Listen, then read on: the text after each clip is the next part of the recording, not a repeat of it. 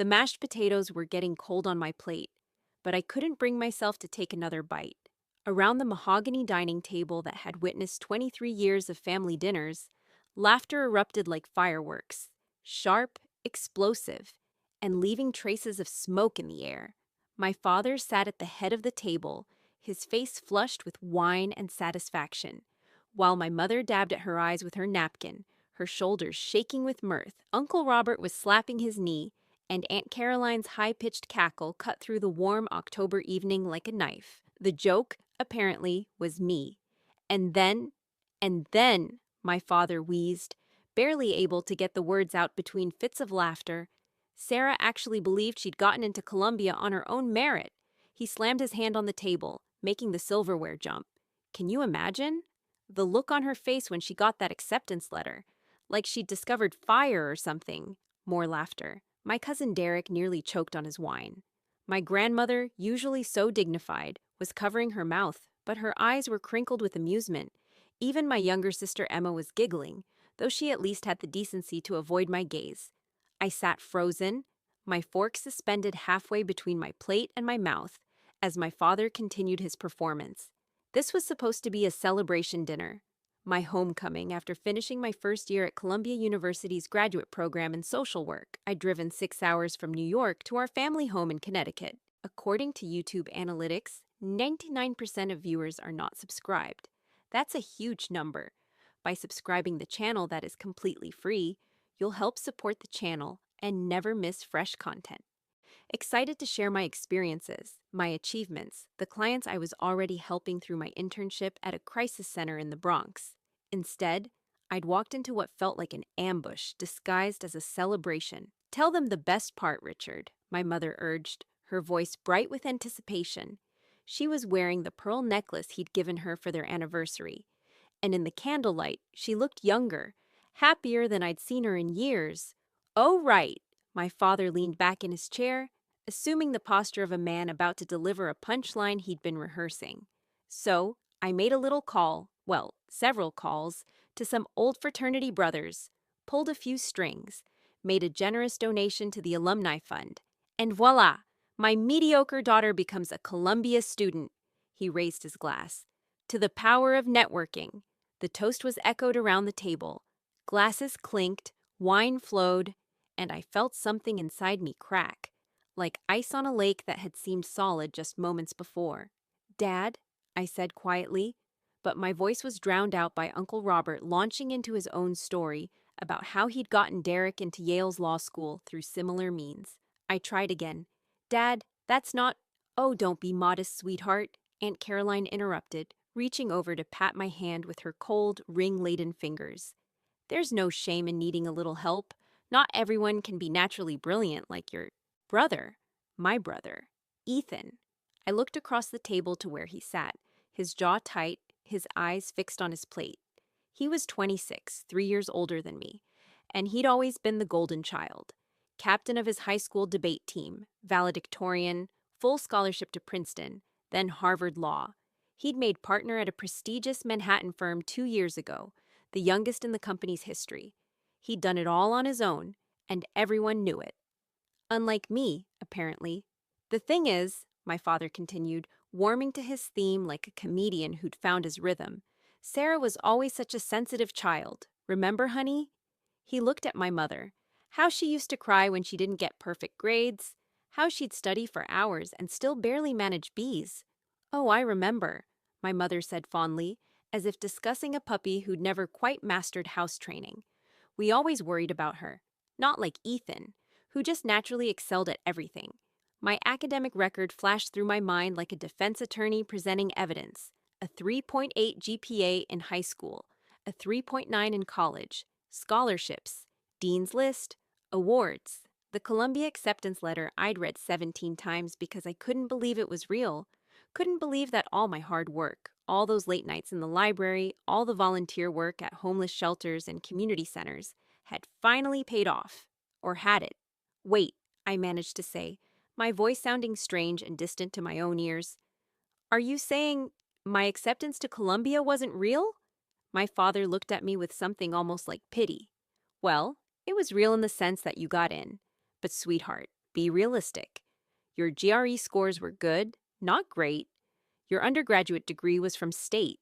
A fine school, don't get me wrong, but not exactly Ivy League. And your essay, he made a dismissive gesture. Let's just say it needed all the help it could get. I couldn't let you face rejection. Not my little girl. The room spun slightly. I gripped the edge of the table. But I worked so hard, I whispered. I spent months on that application.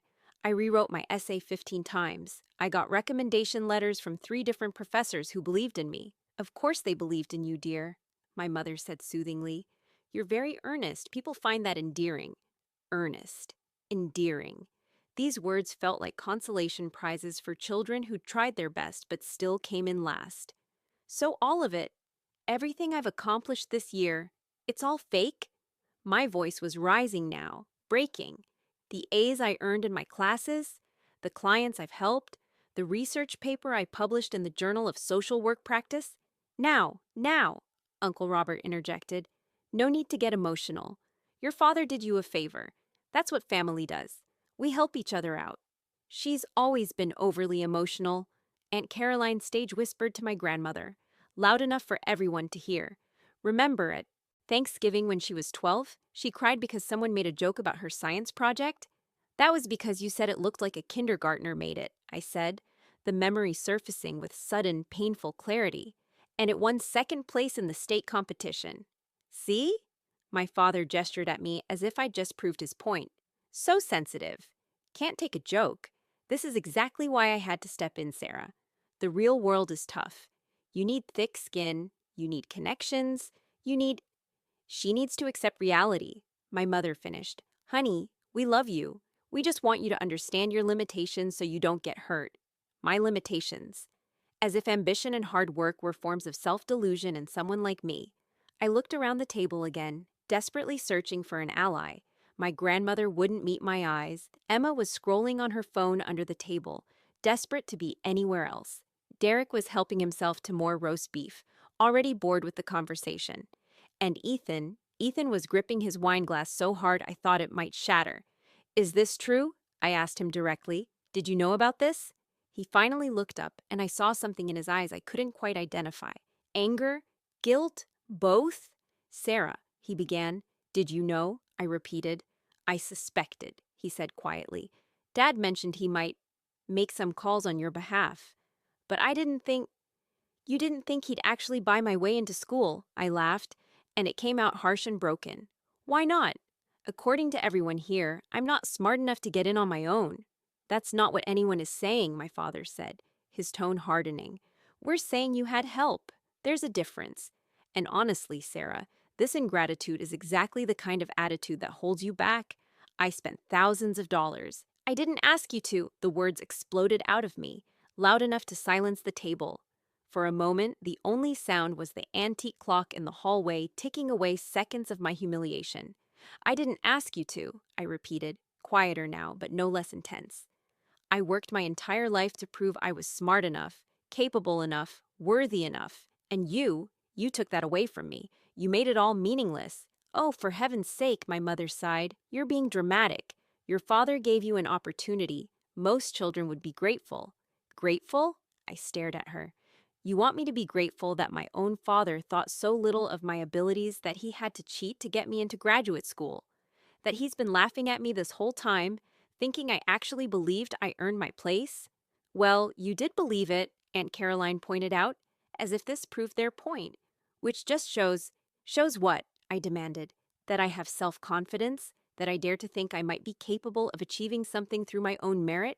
Is that really so laughable? It is when you're overestimating yourself, Uncle Robert said bluntly. Look, kid, we've all been there. But at some point, you have to accept who you are. You're not Ethan. You're never going to be Ethan. And that's okay. You can still have a perfectly nice life. Find a good husband, maybe teach at a community college, do some volunteer work. I don't want a perfectly nice life. I was standing now, though I didn't remember pushing back my chair. I want the life I've been working for. I want to make a difference in people's lives. I want to run a nonprofit someday, to help kids who grew up like I did, thinking they weren't good enough. Like you did? My father interrupted, his voice sharp. Sarah, You grew up in a 6-bedroom house in one of the best neighborhoods in Connecticut. You went to private school. You had every advantage. Except the one that mattered, I said softly. Except parents who believed in me. The silence that followed was different from before. Heavier. Uncomfortable. Now that's unfair, my mother said, her voice tight. We've always believed in you. We've always supported you. You've always managed me, I corrected. There's a difference. You supported the version of me that fit your expectations. The one who would be grateful for your help, who would accept her place, who would never dare to reach for something you didn't think she could achieve. I grabbed my purse from the back of my chair. My hands were shaking, but my voice was steady. I need some air. Sarah, sit down, my father commanded. We're not done with dinner. Yes, we are. I walked out of the dining room, through the foyer with its marble floors and crystal chandelier, past the family photos on the wall, Ethan's Princeton graduation, Ethan's law school ceremony, Ethan receiving some award, and tucked in the corner, small and easy to miss, my college graduation photo. I looked happy in it, proud, naive. The October air was cool against my flushed face as I stepped onto the front porch. I sank down onto the steps, wrapping my arms around my knees, and finally let the tears come. How long had they all known? How many family dinners had I attended, sharing my achievements, my dreams, my struggles, while they all smiled and nodded and secretly thought I was a joke? How many times had my father sat in his study, glass of scotch in hand, and laughed about his foolish daughter who thought she was smart? The front door opened behind me. I didn't turn around. They sent you to bring me back in? I asked. No one sent me. Ethan's voice. He sat down beside me on the step, loosening his tie. For a while, we just sat there in silence, watching cars pass on the street, their headlights cutting through the gathering dusk. I'm sorry, he said finally. For which part? All of it. For knowing and not telling you. For not standing up for you in there. For... He paused. For being part of the problem. I wiped at my eyes. It's not your fault. You didn't do anything wrong.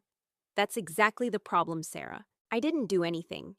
He ran a hand through his dark hair, the same shade as mine. I sat there and let them tear you down, just like I've been sitting there and letting them tear you down our whole lives. I turned to look at him. What are you talking about? You really don't see it? He gave a bitter laugh. Sarah, they've been doing this to you since we were kids. Every achievement you earned, they found a way to diminish. Every dream you had, they found a reason it wasn't realistic. And I let it happen. Because it was easier. Because it wasn't me in the crosshairs. Ethan, remember in high school when you won that essay contest? The statewide one. I nodded slowly. Dad said the competition probably wasn't very rigorous. Or when you got that internship at the children's hospital during college. Mom said it was probably because they needed volunteers and you were available. The memories were surfacing now, one after another. A parade of small cruelties I'd filed away, tried to forget, convinced myself didn't matter. I thought I was being paranoid, I whispered. I thought I was too sensitive, just like they always said. You're not paranoid, you're not too sensitive. Ethan's voice was fierce now. You're talented and hardworking, and you've achieved incredible things, despite them doing everything they could to undermine your confidence. And I'm sorry, Sarah. I'm so fucking sorry that I never told you that before. More tears came, but different ones this time. Why didn't you? Because I was a coward, he said simply. Because being the golden child was comfortable. Because standing up to Dad, to both of them, felt impossible. And because... He stopped, struggling with something. Because some part of me liked being the only successful one. The only one they were proud of. And that makes me almost as bad as them. No, I said firmly. You're not like them. Maybe not. But I enabled them. I stayed silent when I should have spoken up. I let you think you were alone, when you had every right to expect your older brother to have your back. He turned to face me fully. But I'm not staying silent anymore. Before I could ask what he meant, he was standing up, heading back toward the door. Ethan, wait. No, he said, his jaw set in a way I recognized. It was the expression he wore in court, according to the articles I'd read about his cases. Determined, unshakable. I've waited long enough. He strode back into the house, and after a moment's hesitation, I followed. The family was still at the table, now on dessert. My mother was serving her famous apple pie, and the conversation had moved on to some gossip about neighbors. They looked up when we entered, my father's expression already defensive. "Ethan, please talk some sense into your sister," my mother began. "She's being ridiculous." "No," Ethan said, his voice cutting through the room like a blade. "She's not. And you all need to shut up and listen for once. In your goddamn lives," my grandmother gasped. My father half rose from his chair. "Ethan, what the hell?" "Sit down, Dad." Ethan's tone left no room for argument. Slowly, my father sank back into his seat. Ethan stood at the head of the table, opposite our father, a general surveying his troops. "I want to tell you all a story about a girl who worked harder than anyone I've ever known. A girl who spent her childhood trying to earn love that should have been freely given. A girl who believed, against all evidence, that if she just tried hard enough, achieved enough, proved herself enough, her parents might finally be proud of her."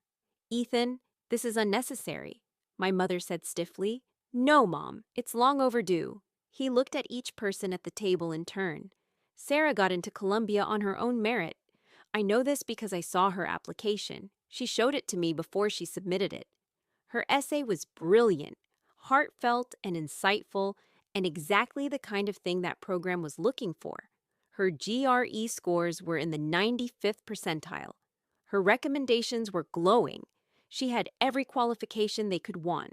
But your father made those calls," my mother started. "Dad made calls to people who had no influence over admissions." Ethan interrupted. "I checked. I called the development office at Columbia last year after Dad mentioned his connections.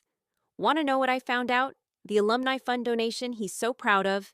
It was $500 to a university with a $14 billion endowment. They barely noticed it. And his fraternity brothers? Not one of them works in admissions or has any pull with the social work program." The room went very still. "What are you saying?" my father asked, his voice dangerous.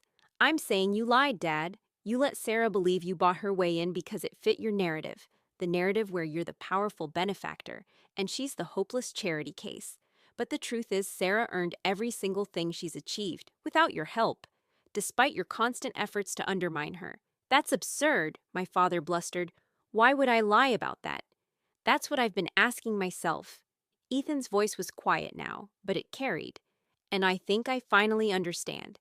It's because Sarah's success threatens you. It always has. Because if Sarah can achieve things on her own merit, if she can be brilliant and capable and strong without your help, then what does that say about the rest of us? What does it say about me?" "What are you talking about?" I whispered. Ethan looked at me, and I saw pain in his eyes. "Remember how you asked earlier if I knew about Dad's interference? I said I suspected. That was a lie. I knew for certain, because Dad did the same thing for me." The words hung in the air like smoke.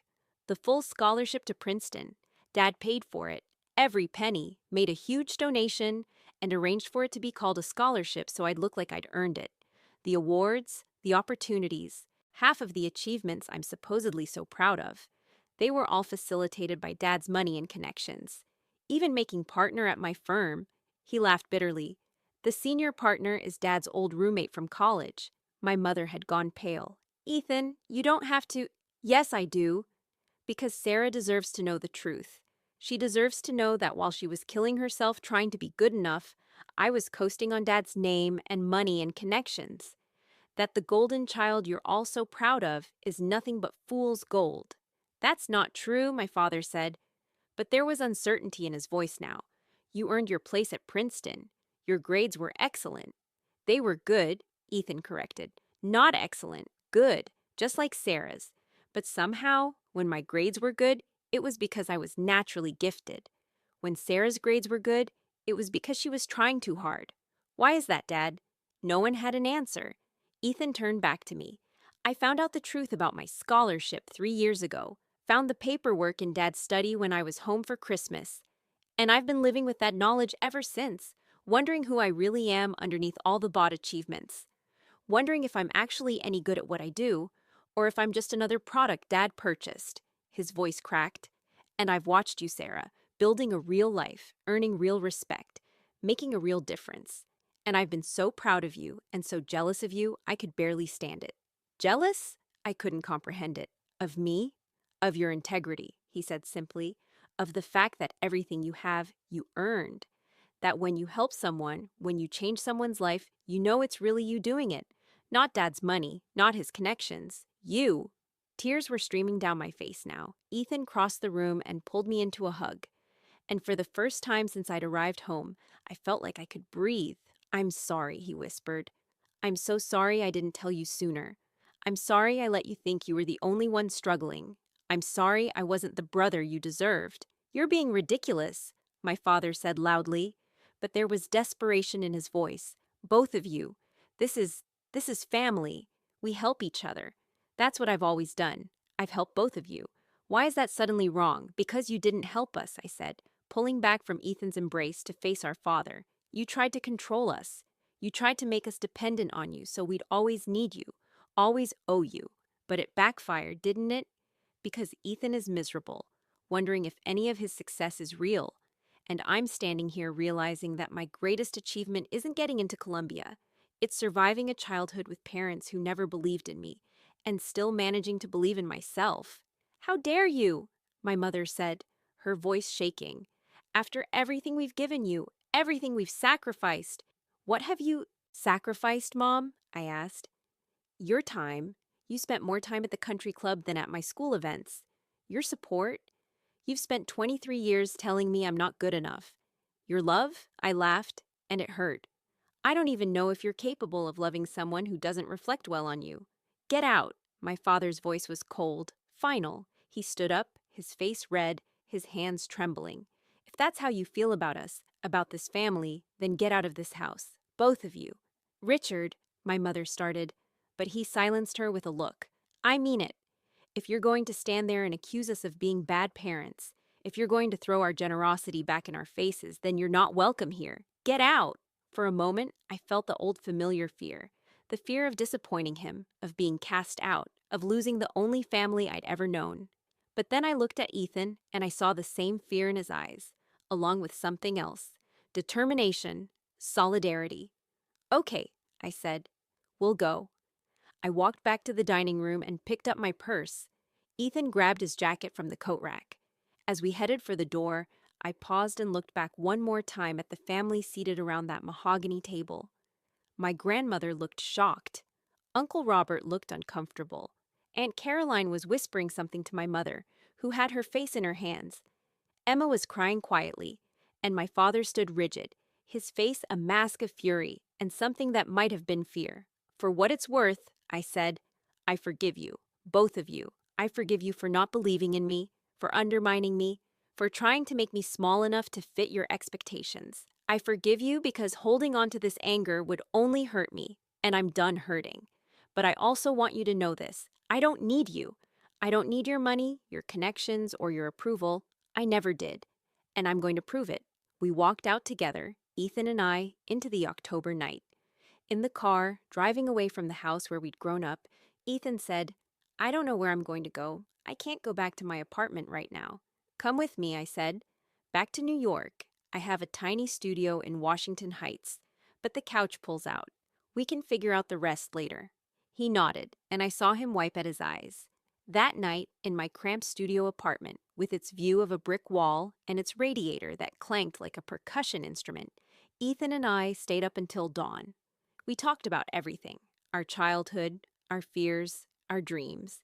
He told me about the cases he'd won and the emptiness he'd felt after each victory, wondering if he'd really earned it. I told him about the clients I'd helped, the breakthroughs I'd witnessed, the feeling of knowing I'd made a real difference. What are you going to do? I asked, as the sun started to rise, painting the brick wall outside my window in shades of gold and pink. I think I need to start over, he said. Find out who I really am without Dad's money and influence. Maybe quit the firm, work somewhere I actually earned my position. That's terrifying. Yeah, he smiled, but also kind of exciting. What about you? I'm going to finish my degree, I said, and I'm going to do it knowing, really knowing, that I earned my place. And then I'm going to start that nonprofit I've been dreaming about.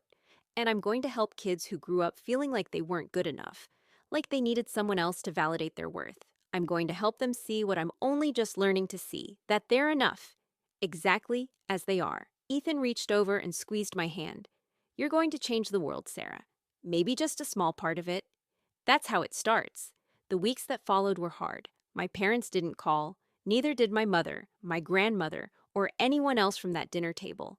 The silence was painful, but it was also clarifying. It showed me who they really were, people who would rather cut off their children than admit they were wrong. But there were unexpected sources of support. Emma called 2 weeks later, crying, apologizing. She'd just started college and said watching me walk out had made her realize she didn't want to live her life seeking their approval either. She asked if she could visit, if I could help her find her own path. I said yes. And then, 6 weeks after that awful dinner, something remarkable happened. I was at my internship working with a teenage girl who'd aged out of foster care and was struggling to find stable housing. Her name was Maya, and she reminded me of myself in so many ways, trying so hard to prove she was worthy of taking up space in the world. We'd been working together for months, and I'd helped her apply for scholarships, find a part-time job, and secure a spot in a transitional housing program. That day, she came into my office with tears in her eyes. I got it, she said. Full scholarship to CUNY. I'm going to college, Sarah. I'm really going to college. She threw her arms around me, and as I held her, I realized this was it. This was why I'd fought so hard, endured so much. Not for my parents' approval, not to prove I was as good as Ethan, but for moments like this. For the chance to help someone else see their own worth. You earned this, Maya, I told her. Every bit of it. I just helped you see what was already there. That evening, my supervisor called me into her office. Sarah, I wanted to talk to you about your future here. We've been incredibly impressed with your work, and we'd like to offer you a position after you graduate. It's not much money, but it's a foot in the door, and you'd be working with the population you're most passionate about. I accepted on the spot. When I got home to my apartment, Ethan was there. He'd given up his fancy high-rise and moved in with me while he figured things out. He was on the couch, surrounded by law books, studying for the bar exam in a different state. He'd quit the firm, walked away from the salary, the prestige, all of it, and was planning to start fresh with legal aid work in Pennsylvania. How'd it go? He asked, looking up. I told him about Maya, about the job offer, about the feeling of building something real. I'm proud of you, little sister, he said. I'm proud of us, I corrected. 3 months later, I got an email from my mother. It was brief, formal, almost like a business communication. Sarah, your grandmother passed away yesterday. The funeral is on Saturday. You and Ethan are welcome to attend if you wish. Mother, we went. We paid our respects to a woman who'd never quite stood up for us, but had at least been kind in her own distant way. The service was full of people. My parents' friends, business associates, family members I barely knew. My father gave a eulogy about family and legacy. My mother sat in the front pew, dressed in black, her face carefully composed. Afterward, at the reception at their house, I overheard a conversation I wasn't meant to hear. Such a shame about Ethan, one of my father's colleagues was saying. I heard he threw away a brilliant career. Join legal aid, another responded, the words dripping with disdain. What a waste. Well, you know what they say about Richard's kids, a third voice chimed in. One's a disappointment and the other's delusional. I started to move away, but then I heard another voice. My father's. They made their choices, he said, his voice flat. I tried to help them, tried to set them up for success, but they were too proud to accept it. Now they're both struggling, and I'm supposed to what? Welcome them back with open arms? You did your best, Richard, someone assured him. Sometimes children just don't appreciate their parents' sacrifices. I felt Ethan's hand on my shoulder. Come on, he murmured. Let's go. But before we could leave, Emma appeared at my elbow. She was 18 now, finishing her first semester at a state school. Her choice, not theirs. Wait, she said. There's something you need to see. She led us to my father's study, that sanctum sanctorum where he'd made his deals and pulled his strings. She pulled out a folder from the filing cabinet. I found this when I was looking for Grandma's will, she said. I think you should read it. Inside were letters, dozens of them. Letters from Columbia University, addressed to my father, dated from 2 years ago. I read the first one, then the second, then the third, my hands starting to shake. They were rejection letters. Not for me, for the donation my father had tried to make. The university had turned him down. They'd investigated his request for special consideration for his daughter and found it inappropriate. They'd told him, in polite but firm language, that admission decisions were made independently of donation discussions, and that any attempt to influence the process would result in his daughter's application being rejected outright. Ethan read over my shoulder. "Oh my God. There's more," Emma said quietly. She showed us another document. It was my actual admissions file, obtained through a FOIA request she'd filed months ago out of curiosity. The admissions committee's notes were glowing. Exceptional candidate. Exactly the kind of student we seek. Strong admit, my admission had been unanimous. I'd gotten in on my own merit, completely, entirely. The only thing my father's interference had accomplished was risking my rejection. He knew, I whispered. He knew I'd gotten in on my own, and he lied about it anyway. He let me think, let everyone think, that you were a charity case, Ethan finished, because that way he could control the narrative, control you. We stood there in that study, among the leather-bound books and expensive furniture, the trappings of a success built on manipulation and lies, and I felt something shift inside me. Not anger exactly, something cleaner, clearer. "What are you going to do?" Emma asked. I looked at my brother, then at my sister. "Nothing," I said. "I'm not going to do anything." "Sarah," Ethan started. "No, listen. I could go out there right now and expose him. I could show everyone these letters, prove that he's a liar, and maybe that would feel good for a minute. Maybe it would even hurt him the way he hurt me." I folded the letters carefully and put them back in the folder. "But it wouldn't change anything that matters. I know the truth now. You know the truth. That's enough. He should face consequences," Ethan said fiercely. "He should have to answer for what he did." "He will," I said. "Just not from me. Karma has a way of catching up with people, Ethan. We don't have to be the ones to administer it." I didn't know how right I was. 6 months later, I graduated from Columbia with honors. My thesis on trauma-informed care for foster youth was selected for publication. I started my job at the Crisis Center, working with kids who needed someone to believe in them the way I'd needed someone to believe in me. Ethan passed the Pennsylvania bar and started at a legal aid clinic, defending people who couldn't afford representation. Emma transferred to a different school, found her passion in environmental science, and started to bloom. And my parents, the truth came out on its own, the way truth often does. One of my father's colleagues, the one who'd called Ethan a disappointment at the funeral, was charged with fraud. During the investigation, emails were uncovered. Emails where my father had discussed his failed attempt to buy my admission to Columbia, had bragged about it to business associates, had embellished the story to make himself look more influential than he was. When the emails leaked, the story spread through their social circle like wildfire. The man who'd claimed to have bought his daughter's Ivy League admission had actually been rejected by the university and then lied about it for years. Worse, the emails revealed other instances of manipulation. Other times he'd tried and failed to use money and influence to control outcomes, then claimed credit anyway. I heard about it from Emma, who'd heard it from a friend whose parents were in their social circle. "They're humiliated," she told me over coffee in the village. "Mom hasn't left the house in 2 weeks. Dad resigned from the boards of 3 charities. People are calling him a fraud, a liar, a joke. How do you feel about it?" I asked her. She thought for a moment. Retry. This response paused because Claude reached its max length for a message. Hit continued to nudge Claude along. Continue,